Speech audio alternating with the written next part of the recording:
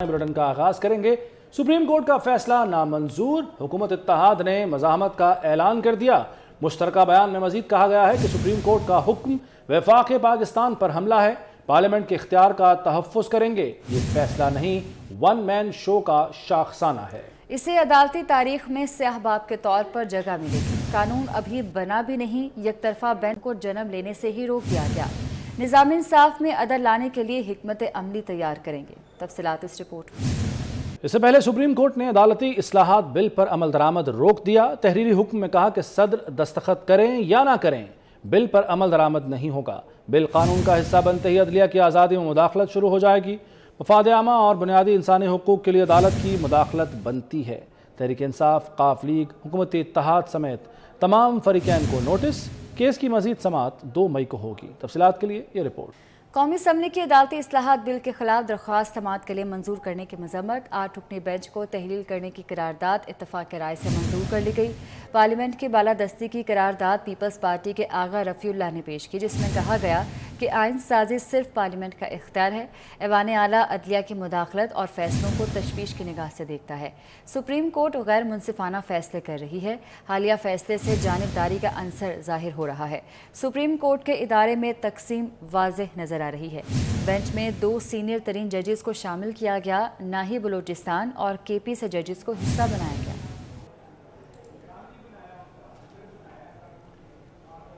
कौमी असम्बली का in camera इजलास आज तलब। Army chief general Asim Munir और DGISI शरीक होंगे। अस्करी हुक्काम मुल्क की सिक्योरिटी को दरपेश अंदरूनी और बैरूनी चैलेंजेस पर ब्रीफिंग देंगे। काबीना की कौमी सलामती कमेटी के हालिया फैसलों पर भी शुरका को एतमाद में लिया जाएगा। चारों वज़रा आला और सूबाई चीफ सेक्रेटरीज भी शरीक होंगे।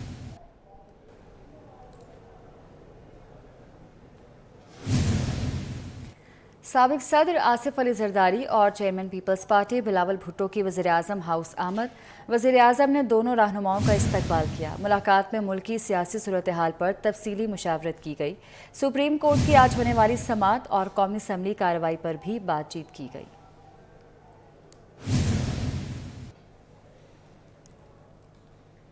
कराची की मरदमशुमारी पर MQM के तहफ़्फ़ुज़ात बरकरार हैं। सीनियर डिप्टी कन्वीनर मुस्तफ़ा कमाल ने 32,000 इमारतों में मरदमशुमारी का अमला न जाने का दावा किया। बोले वो 3 मरतबा वज़ीर आज़म से मुलाकातें कर चुके हैं। कराची की आबादी को 1 करोड़ 43 लाख दिखाने की कोशिश की जा रही है। देखिए इसी बारे में शोएब मुख्तार की रिपोर्ट। ने कराची की मर्दमशुमारी पर सवाल उठा दिए। जमाते इस्लामी और PTI पर तनकीद के तीर भी बरसा दिए। बहादुराबाद मरकज से मुतसिल पार्क में प्रेस कॉन्फ्रेंस करते हुए सीनियर डिप्टी कन्वीनर मुस्तफ़ा कमाल ने कहा कि कराची की नस्ल कुशी को रोकने का मुकदमा MQM लड़ रही है। PTI और जमाते इस्लामी ने मामले पर किसी हुकूमती शख्सियत से मुलाकात नहीं की। हाफिज नईम उस वक्त जागे जब हमारा हैशटैग टॉप ट्रेंड कर रहा था। मुनाफिकाना सियासत का सिलसिला फौरी बंद होना चाहिए। मुस्तफ़ा कमाल ने दावा किया कि 32,000 ऐसी इमारतें हैं जहाँ मर्दमशुमारी का अमला नहीं पहुँच सका। ऐसे नताइज हरगिज तस्लीम नहीं करेंगे जिसे इदारा शुमारियात खुद भी नहीं मान रहा। हमने कोई दरवाजा नहीं छोड़ा जो सेंसस के हवाले से, मर्दमशुमारी के हवाले से हमने ना खटखटाया हो। तो ये मर्दमशुमारी करने वाले खुद कह रहे हैं कि 32,000 हमने हाई राइजेस हमारे नहीं गिने गए सही तरीके से।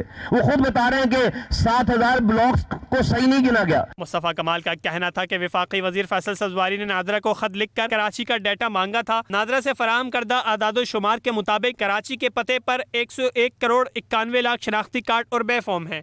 हमारी आबादी 3 करोड़ 10, 3 करोड़ से कम की। भाई 1 करोड़ 90 लाख तो नादरा बता रही ना है।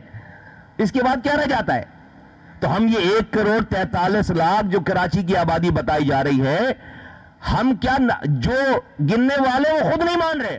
MQM रहनुमा का मजीद कहना था कि कराची के लोगों को लवारिस नहीं छोड़ेंगे। मर्दमशुमारी हमारी रेड लाइन है। दुरुस्त मर्दमशुमारी के लिए अपनी जिद्दोजहद जारी रखेंगे।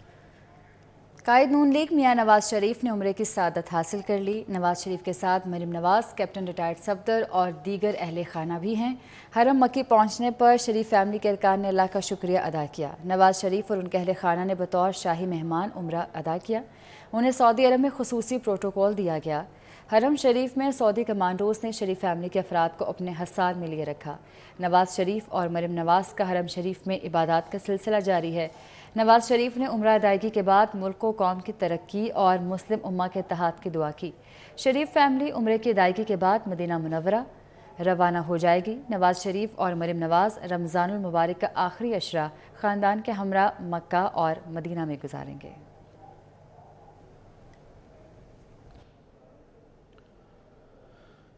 میٹھی عید پر سرکاری ملازمین کے ڈبل مزے۔ عید الفطر پر 5 چھٹیوں کا نوٹیفیکیشن جاری۔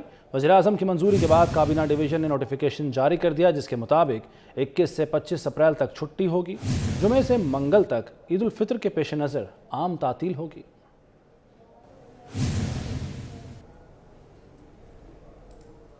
رمضان المبارک کے تیسرے عشرے کے دوران کراچی میں گرمی بڑھ گئی۔ گرمی سے بچنے کے لیے معروف ہربلسٹ شاہ نذیر نے آسان طریقہ بتا دیا، جسے بچے، بڑے اور ذیابیطس کے مریض بھی استعمال کر سکتے ہیں۔ اکثر شاہد کی رپورٹ اسی بارے میں۔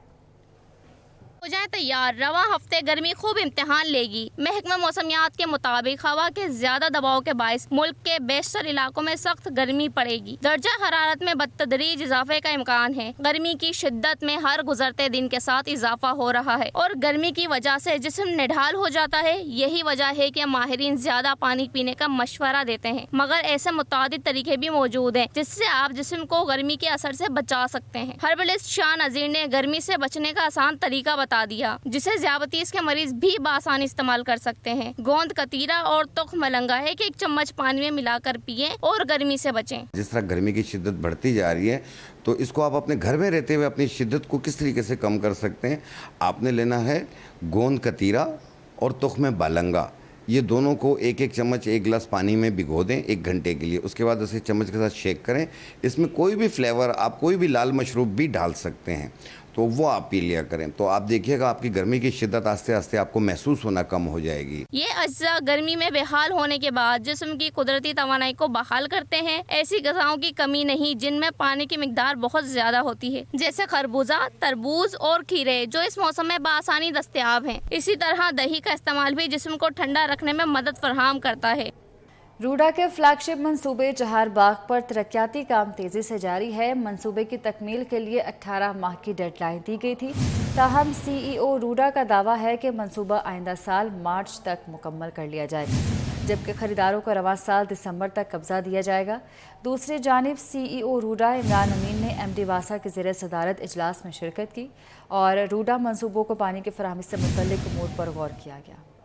لاہور میں روڈا کے فلیگ شپ رہائشی منصوبہ چہار باغ پر ترقیاتی کام تیزی سے جاری۔ سی ای او روڈا عمران امین کا کہنا ہے کہ منصوبے کی تکمیل کے لیے 18 ماہ کی ڈیڈ لائن دی گئی تھی، لیکن روڈا نے منصوبے کو آئندہ سال مارچ تک مکمل کر لیا جائے گا۔ رواں سال دسمبر میں خریداروں کو قبضہ دے دیا جائے گا۔ سی ای او روڈا عمران امین نے بتایا چہار باغ منصوبے میں اسپتال، اسکول، کالج، یونیورسٹی اور کمیونٹی سینٹر تعمیر کیے جائیں گے۔ اس کے علاوہ وسیع روڈ تعمیر کی جائیں گی۔ مین بولی وارڈ 200 فٹ اور دیگر تمام سڑکیں 60 فٹ چوڑی ہوں گی۔ سی ای او روڈا عمران امین نے وفد کے ہمراہ واسا ہیڈ آفس پہنچے، جہاں انہوں نے ایم ڈی واسا غفران احمد کی زیر صدارت اجلاس میں شرکت کی۔ اجلاس میں روڈا کو پانی کی فراہمی کے منصوبے کا جائزہ لیا۔ Babu Sabu waste water treatment, surface water treatment plants پر پیش رفت کا جائزہ لیا گیا۔ اجلاس میں محمود بوٹی، شاہدرہ ویسٹ واٹر اور سرفیس واٹر ٹریٹمنٹ پلانٹس کے لیے زمین کے حصول کے معاملات پر غور کیا گیا۔ واسا لاہور کے حشام پرویز، مدثر جاوید اور سمین آصف نے اجلاس میں شرکت کی۔ سندس فاؤنڈیشن اور اللہ والے ٹرسٹ کے باہمی اشتراک سے لاہور میں مستحق مریضوں میں راشن تقسیم کیا گیا۔ راشن تھیلیسیمیا اور ہیموفیلیا کے مریضوں میں تقسیم کیا گیا۔ میڈیا سے گفتگو کرتے چیئرمین اللہ والے ٹرسٹ شاہد لون نے کہا کہ آج 200 سے زائد لوگوں میں راشن تقسیم کیا گیا ہے۔ ڈاکٹر عدنان نے کہا کہ سندس فاؤنڈیشن نے سفید پوش طبقے کی مدد کرنے کی کوشش کی ہے، ہر سال ضرورت مند لوگوں میں راشن تقسیم کرتے ہیں۔ بہت ڈیزرونگ بچے تھے جن کی ٹرانسفیوژن ہوتی ہے، جو غربت کی وجہ سے ویسے ہی پریشان تھے، اوپر سے مہنگائی کی وجہ سے پریشان تھے، جو ان لوگوں میں آج راشن تقسیم کرنے کی ایک چھوٹی سی ہماری خدمت ہے، جو اللہ تعالیٰ قبول فرمائے۔ آج جو ہے وہ 200 راشن ہم نے ڈسٹریبیوٹ کیا یہاں پر۔ جی آج سندس فاؤنڈیشن اور اللہ والے ٹرسٹ کے تھرو کولیبوریشن سے جو ہے وہ تھیلیسیمیا اور ہیموفیلیا کے جو نیڈی مریض ہیں ان کے لیے راشن ڈسٹریبیوشن کی جو ہے وہ ہم نے کیمپین کی ہے۔ یہ پہلے سے چلتا آ رہا ہے ہمارا اللہ والے ٹرسٹ کے ساتھ، کووڈ میں بھی اور جب پیچھے یہ نیچرل ڈیزاسٹر آیا تھا اس میں بھی، اور ہم امید کرتے ہیں کہ آئندہ بھی ہم ان مریض بچوں کے ان کے ساتھ مل کے اسی طریقے سے مدد کرتے رہیں گے۔